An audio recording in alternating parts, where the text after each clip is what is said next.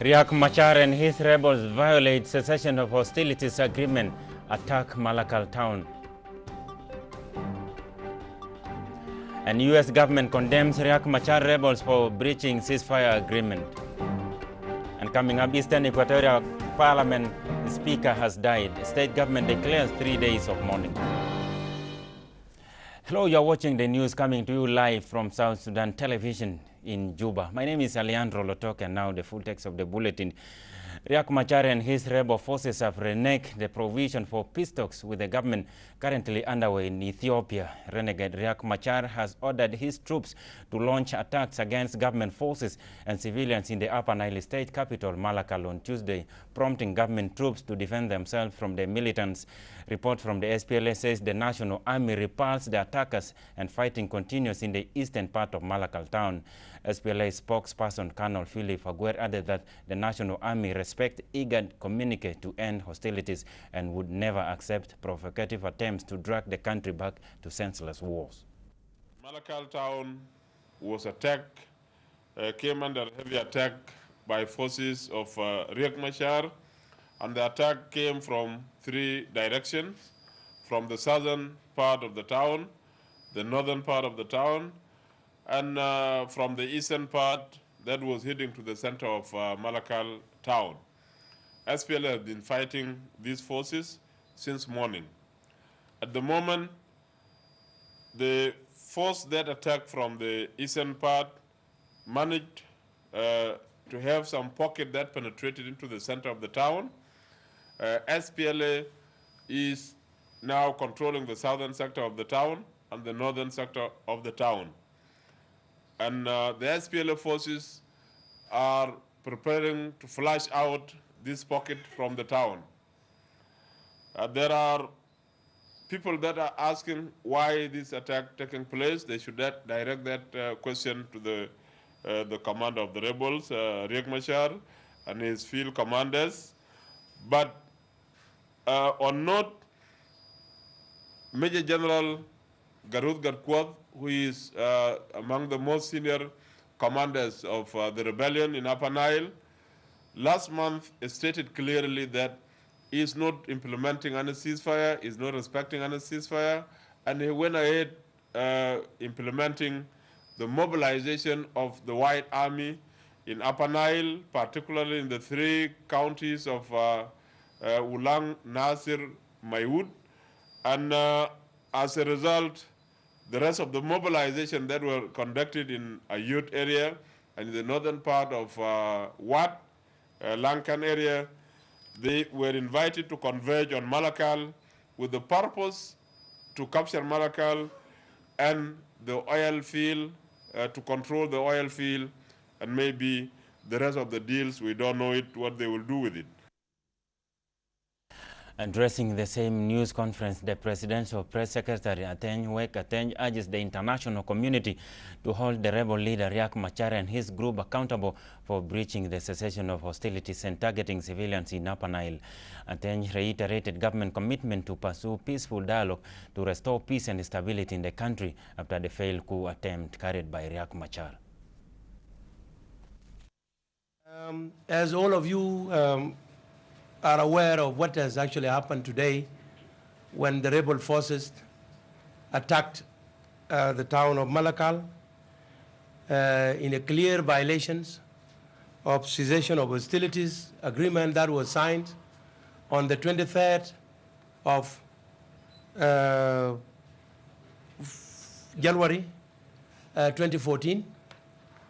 As the attack on Malakal started at 15 minutes to 8 o'clock this morning, the President of the Republic instructed the negotiating team in Addis Ababa to continue to negotiate peace agreement, although the rebel has violated clearly the cessation of hostilities. As the government of President Salva Kiir Mayardit is willing and determined to ensure that peace come to South Sudan. So there has never been any orders that has been given to the negotiating team to pull out. They are to stay there and continue to negotiate. This is a good news for the country. Although violations, violation of cessation of hostilities can lead to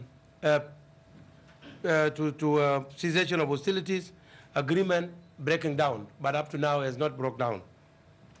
The international community will hold the rebels responsible for attacking government forces unprovoked. And the Minister of Foreign Affairs and International Cooperation, Dr. Barnaba Marial Benjamin, has condemned in the strongest possible terms the attack launched by Riek Machar and his rebels in Malakal town on Tuesday morning. Dr. Benjamin, who met with the U.S. Ambassador Susan Page and the British Ambassador Ian Hughes on Tuesday, said this attack on Malakal is a clear violation to the agreement on cessation of hostilities and the peace process in Addis Ababa. Following the attack on Malakal by Riek and his rebels, countries backing the peace process in Addis Ababa were so disappointed by the act, with the U.S. ambassador to the country, Susan Page, saying her government will soon issue a statement on this notorious act of inhuman act by Riek Machar and his forces. Page said the Obama administration stands with the government and nothing will shake the existing relations between Juba and Washington, D.C. Meanwhile, the British ambassador Ian Hughes said UK government has not stopped any developmental projects in South Sudan. Traveling, you've been in London. Yes. How was your trip? Oh, it was good. Good. It was good. I had very good 5 days in London. Nice seeing you.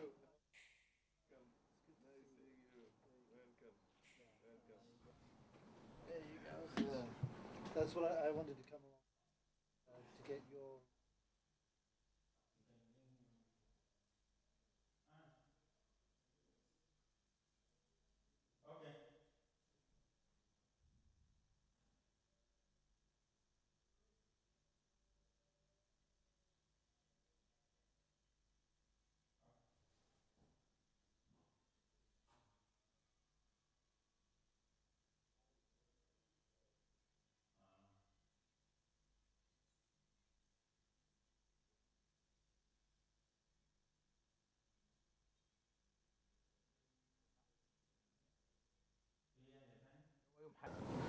We are pleased to hear from Her Excellency the continuous American support to the people of South Sudan, as well as the government, and coordinating all that they can do for this country in order to enhance our commitment to peace for the people of South Sudan. I take this opportunity also to condemn that the rebels once again violated the cessation of hostilities by infiltrating and trying and attacking Malakal, which contradicts the cessation of hostilities we have signed. We strongly condemn not respecting an agreement you have put your signature onto it. We are also happy that the United States government, especially the embassy here, will be bringing back most of its staff once again so that we can work together. We are also in the process of bringing back more of our staff. Right now we have on the ground some of our disaster assistance response team. They are largely Food for Peace and USAID humanitarian workers. So they have been holding a number of meetings with the humanitarian actors, the government, the relief agencies, and are shortly to be on the ground elsewhere besides just Juba. In addition to that, we expect over the coming month or so that we will slowly bring more people back to staff up again the embassy. As you know, it never closed. I was here with you all throughout. Because of the size of that problem, we're talking about hundreds of thousands of displaced people.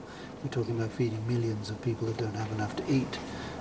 We have to reallocate some of our resources. But what we're doing is we are focusing on those immediate priorities, but we're reallocating some funds that were intended for programs that can't go ahead anyway because of the conflict.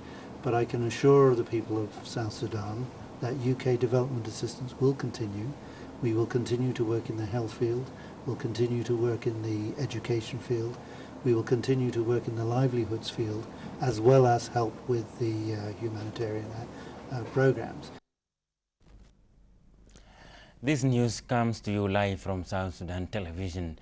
Well, let's go for a short break, and after that we will be joined by the Presidential Press Secretary, Atenywe Kateny, and we will discuss the current political situation in the country. Let's go for this short break, and here we will discuss about that.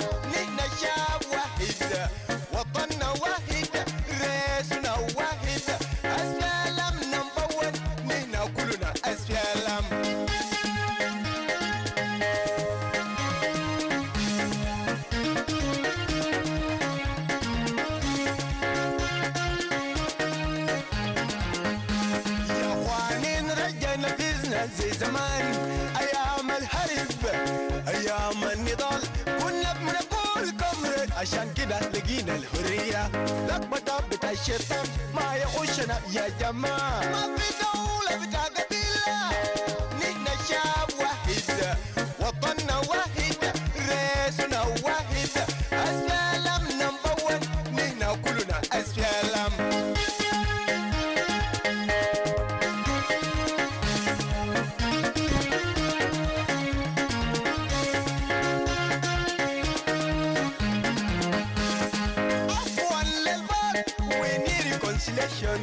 We need peace among us.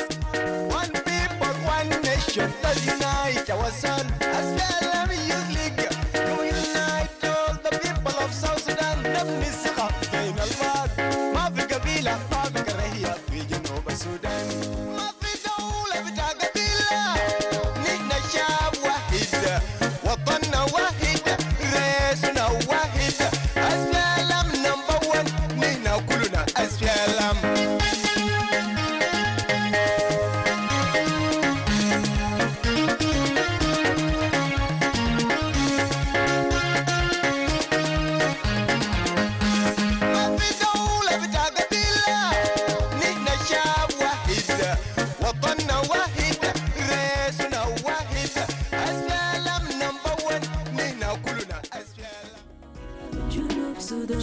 بلد عظيم بلد أخضر جنوب سودان شعب كريم أرض مسلم جنوب سودان بلد عظيم بلد أخضر جنوب سودان شعب كريم أرض مسلم.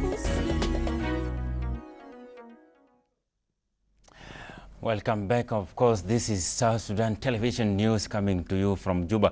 Well, I'm privileged to be joined in our studio by the Presidential Press Secretary, Atenywe Kateny, and we are going to discuss about the current political situation in the country in regards to today's attack on Malakal by Riek Machar and his rebel forces.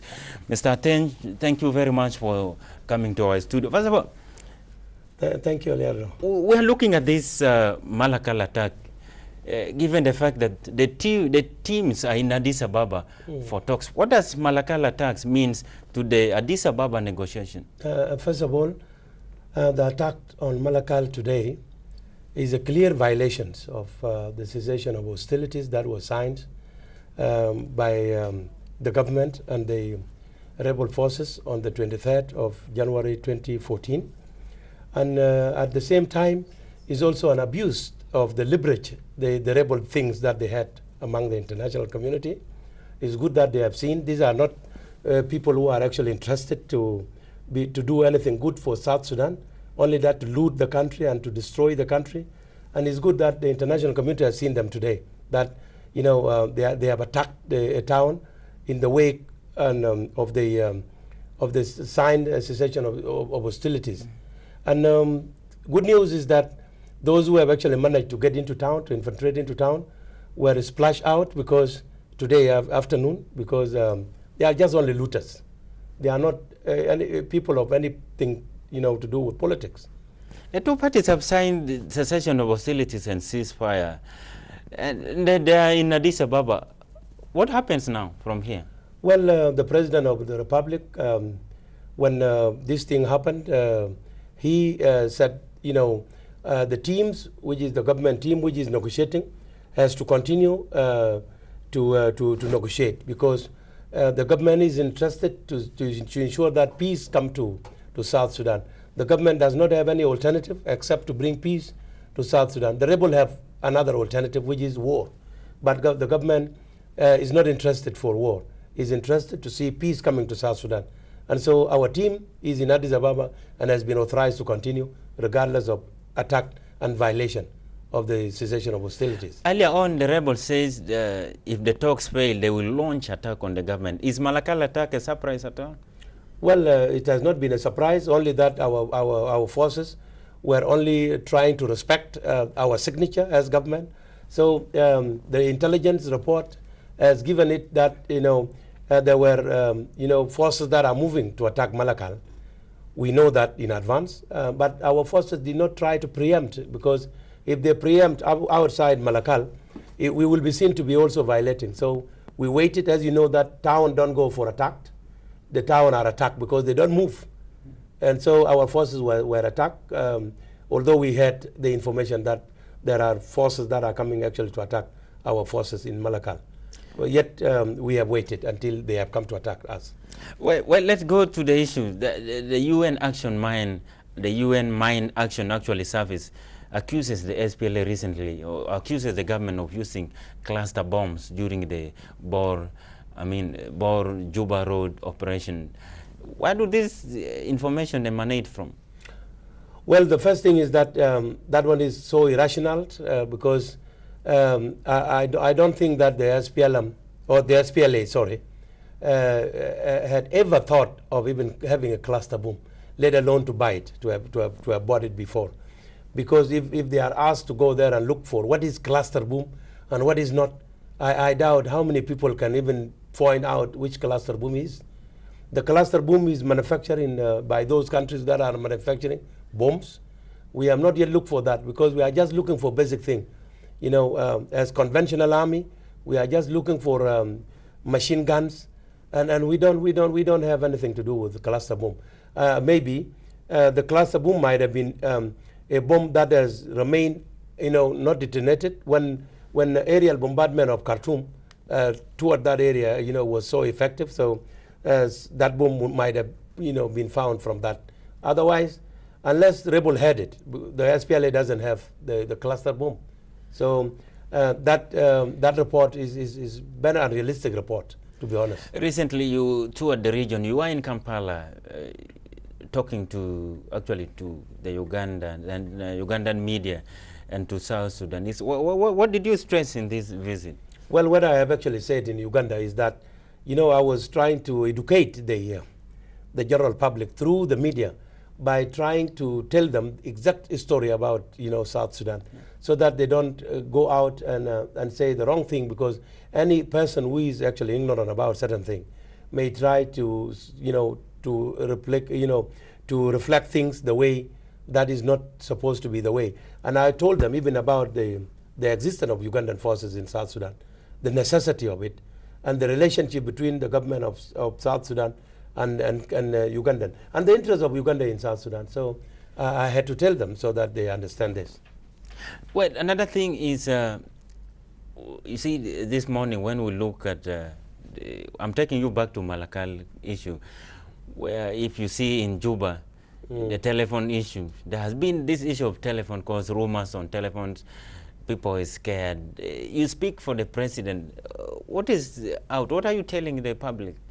Well, what I will tell the public is that for them to be able to have any information, they have to get information from the right people instead of relying on rumors, because I know there's nothing you can do about telephone, because we are in the age of technology, and this is something that you cannot do anything with it. Even if you close down the phone, you will still have those who can still spread rumors through satellite phone that are not controlled here in Juba, and so a lot of things. So the best thing for the people is to ensure that you know, they look at the certain information. Certain people should tell them information.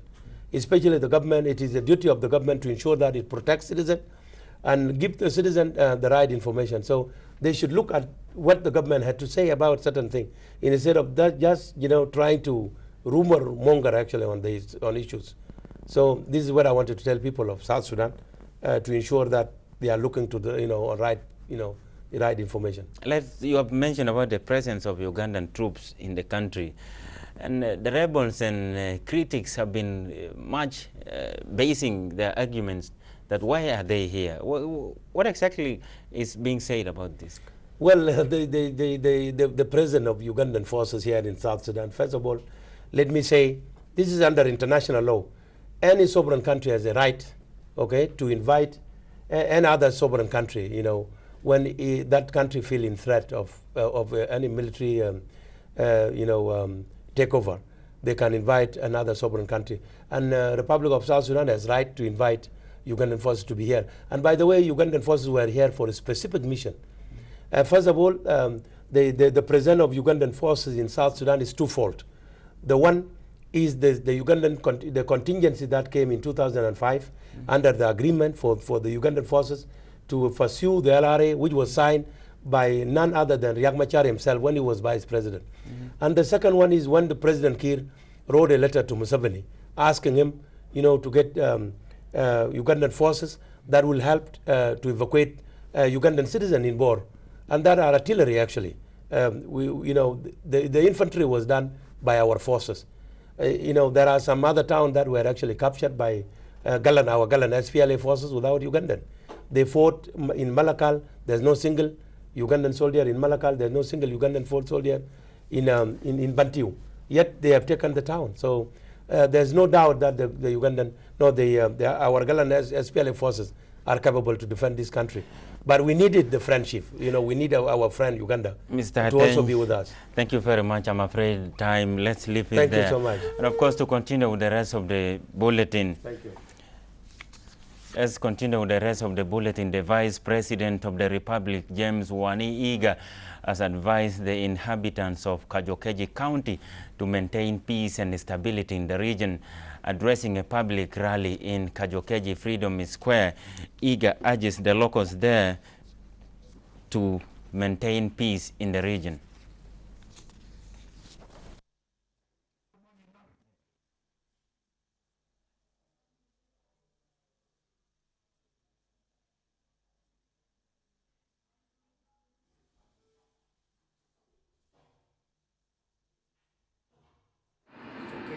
County, composed of this team behind us here, the Deputy Governor, Honorable Lily Albino, our Minister of Central Victoria, Honorable Anthony Kudus, and so on.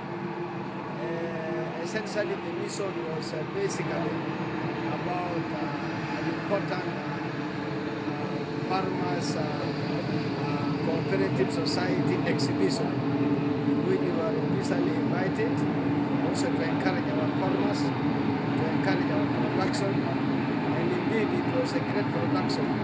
The problem with Kejikeji is that there is no road. But if there were a road, that road can feed, I think, maybe 25% of Juba. And so they need really to have the Kejikeji road. Yes, after the exhibition, the Office of the President has delivered an assortment of food and non-food items to the military, police and Juba teaching hospitals, respectively. Pons said the donation is part of the continuous support from the Office of the President to support the healing, recovery and rehabilitation process of the survivors of the December 15th failed coup attempt.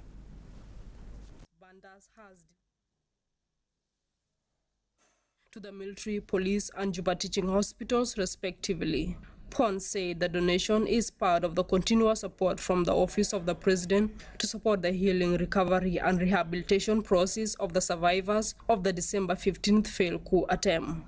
You've seen just at my back here, these are donations from a continuation of donation from the Office of the President. And this time we came jointly with the ICRC and the Ministry of Gender and Social Welfare. ICAC donated some wheelchairs, and crashes are from the Ministry of Gender and Social Welfare, and we have some food items. And still we'll continue to support this military hospital with more items that is needed.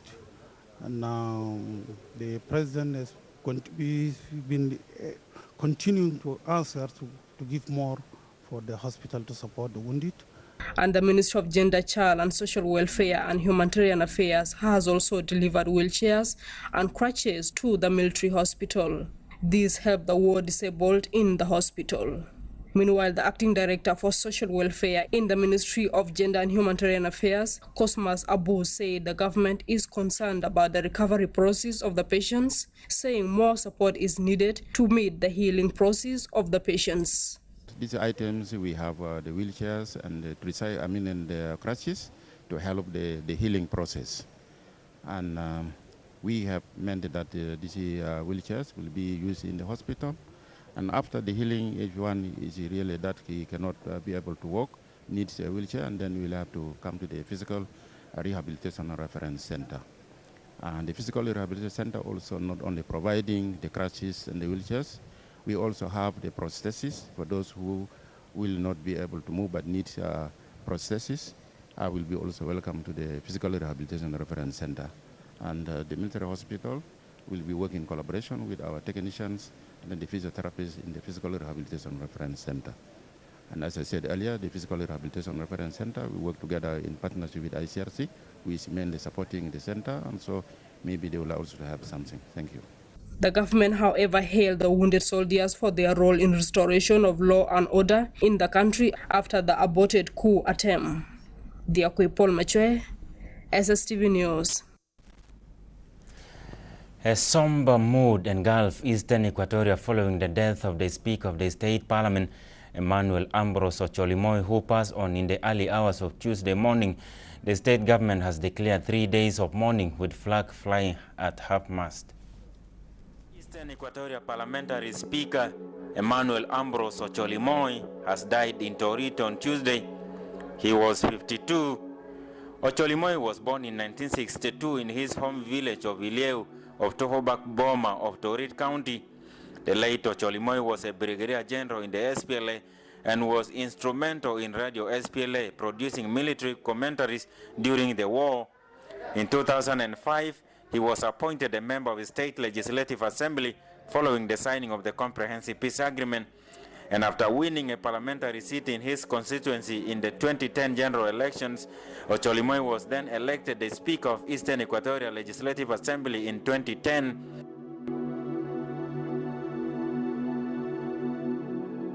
In order for us to develop as a nation, there is a need for us to understand ourselves. We must learn to love ourselves first as human beings, and indeed as citizens of Eastern Equatoria State and South Sudan as a whole. Let us not put our tribes ahead of our state and our nation. The various tribes are only for our cultural identity. Nation building is far bigger than tribal identification. He served as a speaker until his death this morning. The late Ocholimoy has been known for his nationalism throughout the days of the liberation struggle and even during his service as the state top legislator. Eastern Equatoria has lost its great son and freedom fighter. Eastern Equatoria government has declared 3 days of mourning and the state flag will be flown at half-mast. The body of the late speaker will lay in Parliament tonight before his burial, which will take place in Torit tomorrow.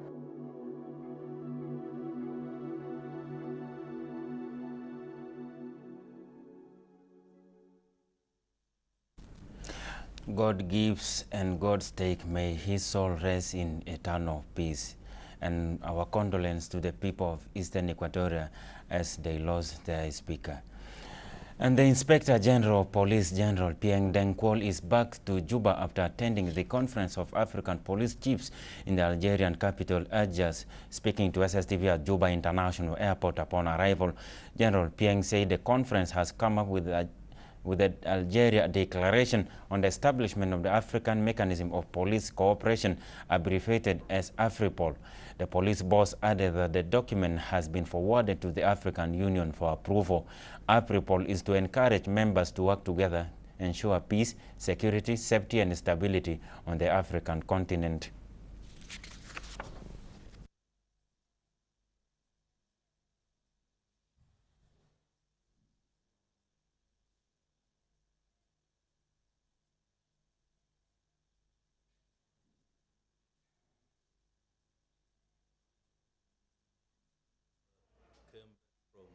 Conference, African Chief Conference in Algeria, and in fact the main item of the conference was the formation of Interpol, which YAPCO chiefs have initiated, and it was good that it had been discussed in many conferences, but this conference has finalized the approval from the chiefs, African police chiefs, and we have now forwarded it to AU for final approval. So it was a very successful conference for us in YAPCO, in East African countries.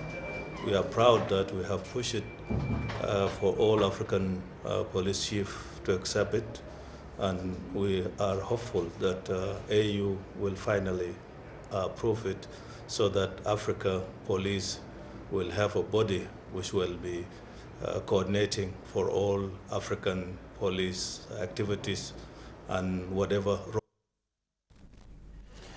The leader of South Sudan Democratic Movement, SSDM, David Yauyao, is now saying the second rounds of talks with the government should be held in Gumruk, Payam of Pibor County. Yauyao made the remarks on Monday while meeting the presidential envoy to the talks at Kotlual in Gumruk. Yauyao further called on the humanitarian agencies to bring assistance to the local population in the area. He expressed commitment to the comprehensive settlement to the two-year conflict in the state. Meanwhile, the presidential envoy, Akot Lual, reiterated government promises to bring lasting peace to the region. He said he has discussed with Yauyao possible ways of rendering humanitarian aid to the locals in the area.